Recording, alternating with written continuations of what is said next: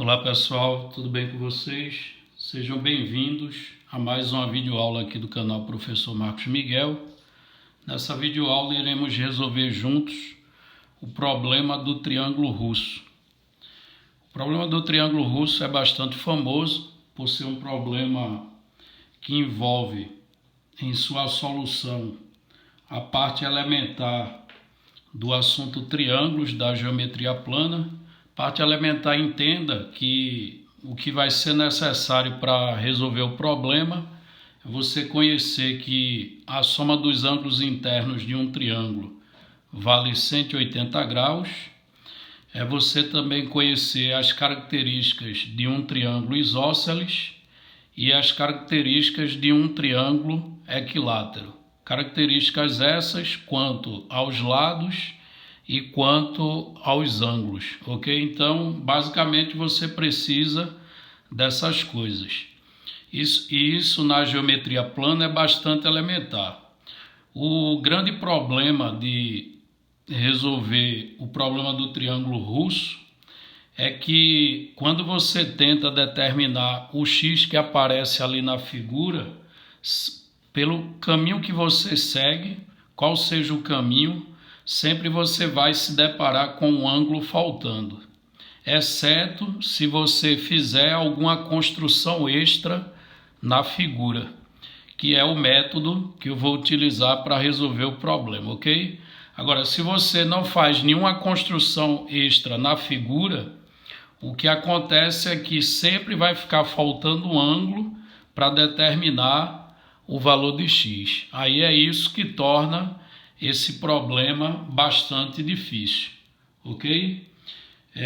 No final da resolução eu irei citar algumas referências, irei mencionar alguns livros nos quais você pode encontrar esse problema como exercício. E por sinal, em alguma das referências você vai encontrar esse problema resolvido. E detalhe, a solução que aparece lá é diferente da que eu vou apresentar aqui para vocês, ok? Vamos à solução do problema. O problema do triângulo russo consiste no seguinte: você tem um triângulo ABC em que ele diz que o lado AB é igual ao lado AC e, portanto, o triângulo é isósceles de base BC. Ele dá o ângulo do vértice A, que mede 20 graus, e dá esses dois ângulos aqui embaixo. Um mede 60 graus e o outro mede 50 graus. E ele pede para você determinar a medida desse ângulo que eu estou chamando aqui na figura de x, ok? Então vamos à solução. Observe que se o triângulo ele é um triângulo isósceles, se ele é um triângulo isósceles de base BC, o ângulo interno B tem que ser igual ao ângulo interno C. Aí observe que se lá no vértice A você tem 20 graus, para completar a soma dos três ângulos, que vale 180 graus, está faltando 160 graus. Aí já que o ângulo B é igual ao ângulo C, cada um deles vai medir 160 graus dividido por 2, que dá igual a 80 graus. Então, vamos anotar isso aqui: o ângulo ABC, ele tem a mesma medida que o ângulo ACB, com vértice em C, e essa medida é 80 graus, ok? Isso vem do fato do triângulo ser isósceles. Aí, consequentemente, você tem que esse ângulo aqui vai ser 20 graus, e esse outro que está faltando aqui vai ser 30 graus. Isso para completar a medida que nós acabamos de achar, que é igual a 80 graus, ok? Agora, a ideia para resolver esse problema vai ser, como eu disse, efetuar algumas construções na figura original. Então, não esqueçam que o ângulo B todo, o ângulo interno B do triângulo ABC, ele mede 80 graus. Agora observem as construções que eu irei efetuar na figura. Partindo aqui do vértice B, eu tracejei este segmento. Eu tracejei esse segmento de reta. Aí vamos supor que ele vai do vértice B até o lado oposto a C, num ponto D. Vamos chamar esse ponto aqui de D, porque depois fica mais fácil de fazer referências, ok? Aí, aqui sendo D, eu vou chamar esse ponto aqui de E e esse outro ponto aqui de F. Então, observe, a construção que eu fiz de tal modo que esse segmento de reta que parte de B divida o ângulo B, que mede 80 graus. Nós sabemos que o ângulo B mede 80 graus, só que eu quero fazer a construção de BD de tal modo que ele divida 80 graus em dois pedaços, um de 20 graus e o outro de medida 60 graus, ok? É legítimo fazer isso por construção, ok? Então eu tracei o segmento BD de tal modo que o ângulo de 80 graus ficasse dividido em duas partes, uma medindo 20 graus e a outra medindo 60 graus. Agora não esqueçam que no original o ângulo FBC, na figura original o ângulo FBC, ele mede 60 graus, ok? Porque na figura original você tinha o ângulo lá do vértice, que é 20 graus, esse ângulo aqui que é 50, e tinha um ângulo FBC medindo 60 graus, ok? Bom, aí a partir do momento que eu fiz essa construção, BD dividindo o ângulo de 80 num pedaço que mede 20 graus e 60 graus, eu fiz uma outra construção ligando o ponto D até o ponto E, tá certo? Aí isso é uma outra construção que eu fiz. O que não tem na figura original, os segmentos que não aparecem na figura original, eu fiz questão aqui de deixar tracejado, ok? Para indicar que eu construí isso depois. Tá claro? Agora vamos achar mais alguns ângulos nessa figura. Observe agora o triângulo CBD. O triângulo CBD, se você observar, ele tem um ângulo que mede 20 graus e esse aqui nós sabemos completo, né? Porque na folha anterior, na figura anterior, a gente calculou esse ângulo aqui e viu que ele tem medida 30 graus.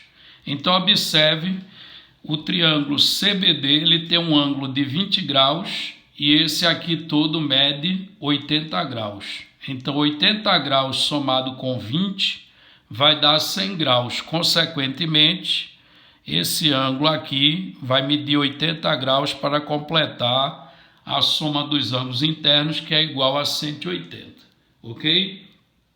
Aí, consequentemente, eu concluo que olhando para o triângulo CBD ainda, eu concluo que o ângulo C é igual ao ângulo D.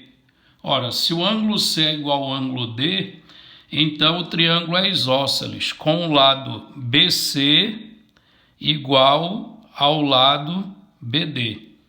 Ok?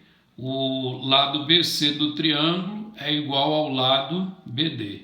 E aí você tem que o triângulo BCD, ele é um triângulo isósceles. Agora, o próximo passo é você olhar para o triângulo BCE. Observe o triângulo BCE agora. Se você olhar para o triângulo BCE, o ângulo C é 50 graus e o ângulo B é 80. 80 graus mais 50 graus dá 130 graus.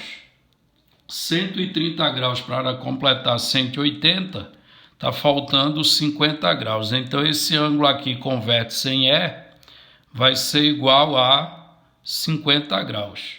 Ok? Repetindo, eu estou olhando para o triângulo BCE, tá certo? Aí ele tem um ângulo de 50 graus e de 80. Ora, 80 mais 50 vai dar 130. Para completar os 180 graus, está faltando 50, que é a medida desse ângulo com vértice em E. Aí com isso, se você olhar para o triângulo CBE, a gente vê que ele tem dois ângulos iguais, 50 graus no vértice C e 50 graus no vértice E. Consequentemente, ele é um triângulo isósceles, e aí o lado BC vai ser igual ao lado BE. Ora, se BC a gente já marcou aqui com dois tracinhos, o BE também vai ser marcado com dois tracinhos. Tá ok? Agora, vamos observar o triângulo BDE. O triângulo BDE, se você olhar para o triângulo BDE, ele tem o lado BD igual ao lado BE, tá certo? Olhe para o triângulo BDE. O lado BD, ele tem uma marcação de dois tracinhos e o lado BE também tem a mesma marcação. Logo, o lado BD, ele é igual ao lado BE. E aí esse triângulo, ele é isósceles. Mas vejam, o ângulo do vértice B, ele é 60 graus. E os lados que são iguais são os lados BD e BE. Então, ele tem que ter os ângulos D e E iguais.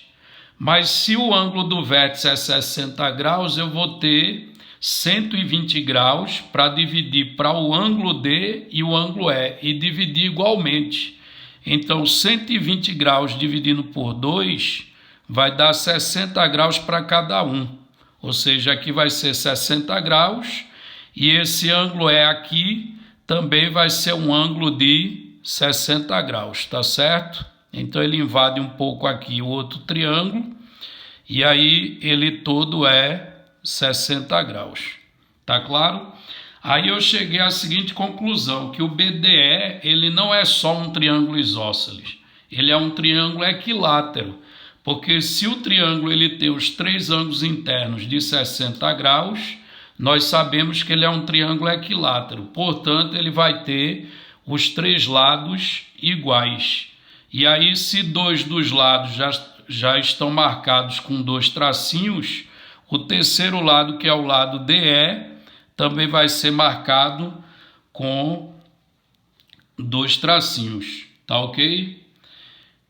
Bom, aí foi essa conclusão que nós chegamos, né? Que o triângulo BDE, ele é um triângulo equilátero. Agora, o próximo passo, vamos olhar para o triângulo BCF. O triângulo BCF, ok? Observe que o triângulo BCF, ele tem da figura original que esse ângulo aqui é de 60 graus. Isso está na figura inicial do problema, que é a figura original, tá certo? Esse ângulo aqui, ele é 60 graus. E o ângulo C todo, ele é 80 graus, ok? Vou repetir, o triângulo que eu estou mencionando agora é o triângulo BCF, ok? O triângulo BCF, no original, ele tem esse ângulo aqui igual a 60 graus. E esse aqui a gente tem que é 80. 80 graus mais 60 graus dá 140 graus. Para completar 180 graus, esse ângulo converte-se em F, ele vai ser 40 graus, ok? Então, só repetindo, eu estou olhando para o triângulo BCF, o ângulo B aqui, ele mede 60 graus, que vem da figura original, esse aqui é 80, 80 mais 60, 140. Para completar 180, o ângulo converte-se lá em F, vai ser de 40 graus, ok? Agora, o próximo passo, vamos olhar para o triângulo BDF. O triângulo BDF, aqui ó, o vértice B, D e F, ok? Observe esses três vértices aqui, B, D, F. Se você olhar para o vértice B, você tem aqui 60 graus, ó. Mas esse ângulo aqui embaixo, ele é 20, esse pedacinho aqui. Então, isso quer dizer que esse ângulo aqui, ele mede 60 menos 20. Isto é, ele vai medir 40 graus, ok? Lembre que agora estamos no triângulo BDF. Se aqui é 60 e esse pedacinho aqui é 20, então esse ângulo ele é de 40 graus. E aí observe, ó, se aqui mede 40 graus e lá no vértice F também mede 40 graus, esse triângulo BDF ele é um triângulo isósceles. O triângulo BDF, observe que ele tem um ângulo no vértice B igual a 40 e o ângulo no vértice F também 40 graus. Então, ele é um triângulo isósceles e, consequentemente, o lado BD, certo? Vai ter que ser igual ao lado DF. Ora, mas BD está marcado com 2 tracinhos. Então, DF, obrigatoriamente, tem que ser marcado com 2 tracinhos, ok? Agora vamos olhar para o triângulo DEF, ok? O triângulo DEF, note que ele é um triângulo isósceles. Ele tem o lado DF igual ao lado DE, certo? O lado DF está marcado com 2 tracinhos e o lado DE também está marcado com 2 tracinhos. Portanto, o triângulo DEF, ele é um triângulo isósceles. E observe, se ele é isósceles com o lado DF igual ao lado DE, os ângulos da base lá em E e F têm que ser iguais. Ora, mas o ângulo F, você observa que ele vale x mais 40 graus. Ou 40 graus mais x, tanto faz, né? Aí, consequentemente, o ângulo com vértice em E vai medir também 40 graus mais x, ok? Como o triângulo ele é isósceles, tendo o lado DF igual ao lado DE, os ângulos de vértices E e F têm que ser iguais. Como o F aqui já é 40 graus mais x, o de vértice E obrigatoriamente tem que ser 40 graus mais x. E note que o terceiro ângulo desse triângulo DEF é esse ângulo aqui com vértice em D, ó, e que é fácil de calcular. Por quê? Porque esses 3 ângulos juntos aqui, em torno do ponto D, esses 3 ângulos que vocês veem aqui com vértice em D, a soma dos 3 dá 180 graus, porque isso aqui é um ângulo de meia volta, também conhecido como ângulo raso, ok? Aí você já tem aqui, ó, 80 graus mais 60 graus, dá 140 graus. Para 180 graus, esse ângulo aqui que está faltando, ele é 40 graus. Aí com isso, você percebe que, utilizando o triângulo DEF, a gente consegue uma equação com x da figura, tá certo? Vamos retirar aqui para uma figura mais limpa o triângulo DEF, ok? Observe que o triângulo DEF, ele tem ângulos internos de 40 graus mais x e 40 graus mais x. Então, observe a nova figura contendo apenas o triângulo DEF. Então, observando a figura do triângulo DEF, nós temos aqui que esse ângulo de vértice dele é 40 graus e os ângulos lá nos vértices E e F medem cada um deles 40 graus mais x. Ora, agora é bastante elementar, tá certo? Sabemos que a soma dos 3 ângulos internos de um triângulo mede 180 graus, aí basta agora equacionar, ok? Você vai ter aqui o 40 graus mais x, somado com 40 graus mais x, mais o terceiro vértice tem um ângulo de 40 graus, a soma dos 3 vai dar igual a 180 graus, ok? Aí resolvendo essa equação, temos que 2x vai ser igual a 60 graus e, portanto, a medida do ângulo x da figura vai ser igual a 30 graus, ok?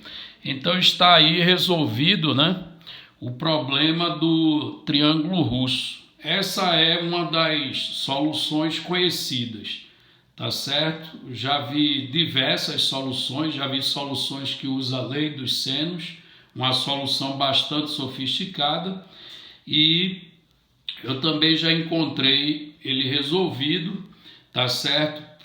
Por ângulos de um quadrilátero, tá? Agora eu vou querer mencionar alguns livros que vocês podem encontrar esse problema como exercício, tá ok?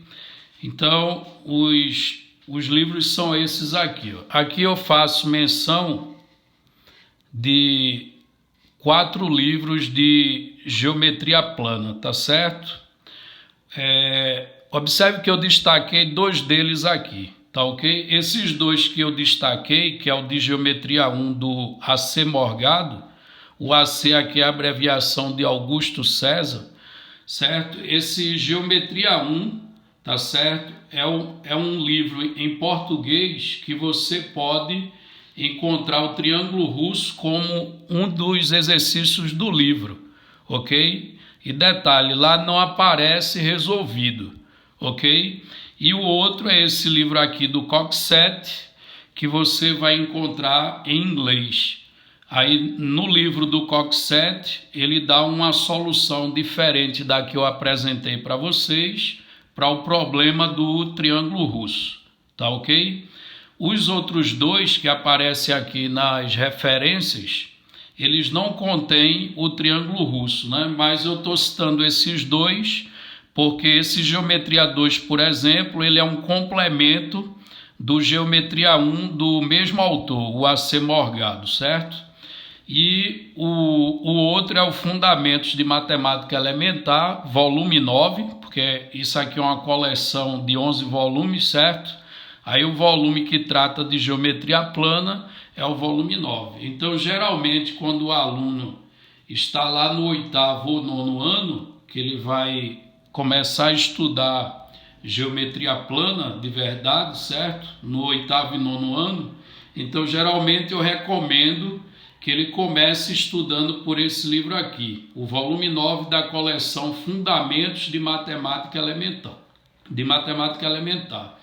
E aí ele complementa esse estudo utilizando os livros Geometria 1 e Geometria 2 do AC Morgado, e o do Coxetti aqui é mais para você aprofundar, né? Eu cito o Coxetti porque ele é uma das referências em inglês que traz o problema do triângulo russo, com a vantagem, ele apresenta lá uma solução. Tá ok, pessoal?